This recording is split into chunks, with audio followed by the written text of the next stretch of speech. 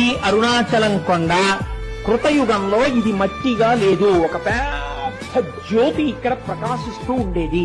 ఆ జ్యోతికే ప్రదక్షిణం చేసేవారు ఆ రోజుల్లో.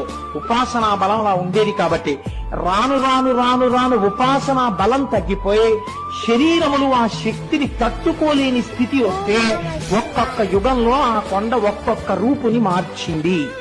ఆ కొండ త్రేతాయుగంలో బంగారు పర్వతమైనది.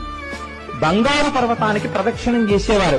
ద్వాపర యుగం వచ్చేసరికి ఆ కొండ రాగి పర్వతమైనది. కలియుగం వచ్చేసరికి అది శిలారూపమును దాల్చినది.